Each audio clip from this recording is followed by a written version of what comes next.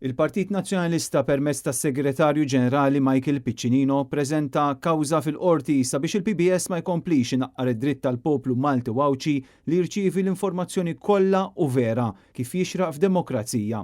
Bil-kawża tiegħu il-Partit Nazzjonalista qed jinsisti li se jibqa' jagħmel minn kollox sabiex ma jħallix lil Robert Abelo u l-Gvern tiegħu jipprova jiċċensura lil min ma jaqbilx miegħu biex xandir pubbliku qed jintuża daqs li kieku magna ta' propaganda tal-Labor. Fl-istess waqt il-Partit Nazzjonalista jrid jara li l-awtorità tax-xandir ma tkunx kompliċi meta ma tieħux il-miżuri kollha meħtieġa sabiex tassigura li jkun hemm verament bilanċ fix-xandir.